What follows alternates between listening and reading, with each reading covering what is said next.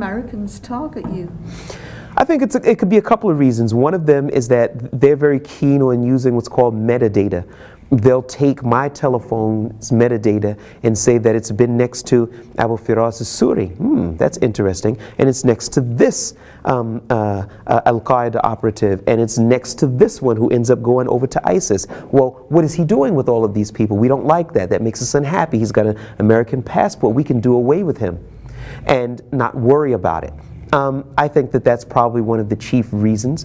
Why do I spend so much time around these types of people? I'm a journalist. I report things from the other side of the divide so that people can make an intelligent decision. You know what? I like this guy because of what he said. I don't like him because of what he said or because of what he did, and not just because some politician got up on TV and told you you shouldn't like this person because we don't like him. Well, no, I don't think that that's the right thing. I think that we have an intelligent audience. Put things in front of them so they can make their own determinations, and that's my job. So you're saying someone in the U.S. administration decided to put a tick next to your name and said take him out, because this is what we discovered during the Obama administration, that he used to meet every Tuesday with his intelligence chiefs, and he would tick various people. Who was the president when you were? Obama. It was Obama.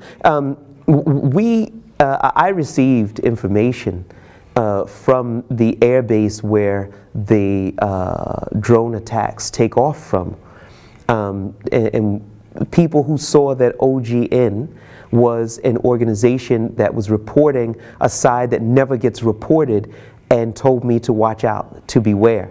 So, you know, levying this case against the U.S. government, in my estimation, was absolutely positively the right thing to do.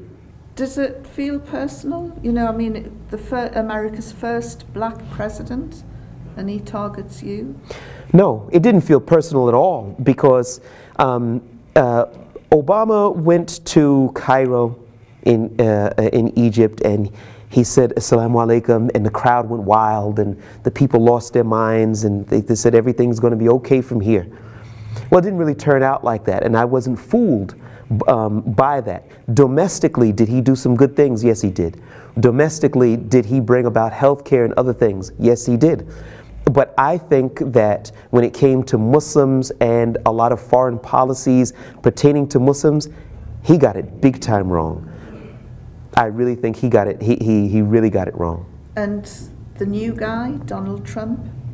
Well, Donald Trump is a buffoon, and he basically doesn't try to hide his buffoonery. Is that a real word? Yeah. He doesn't really try to hide that. He's clear. So he's actually less dangerous than a Hillary Clinton presidency would have been. Because Hillary Clinton is a polished diplomat. She would have gotten up there, said some fancy stuff, done the same things that Obama was doing, and then people would have had to take another 2 or 3 years into her presidency to be able to figure out, hey, wait a minute, I think that she's doing the same things to us that have been done in the past. No, Donald Trump is going to tell you, I hate you and I hope that you die. So you can appreciate that.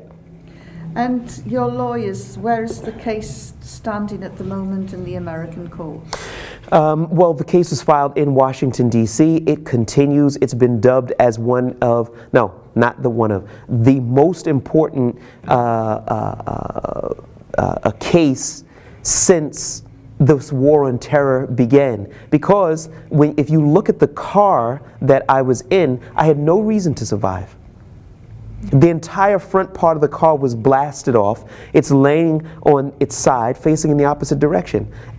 It didn't make any sense that I was able to survive. And I believe that somebody, if I would have been killed in that attack, somebody would have come up with some story about how I was serving tea or something like that for some Al-Qaeda operatives or something foolish of this nature. But I wouldn't have been there to defend myself. So when it happened, I was able to huddle up with my lawyers and decided that no, this is not okay, and it's not going to be okay, and we are going to levy a case against the U.S. government, whether there's a black guy in the White House or not.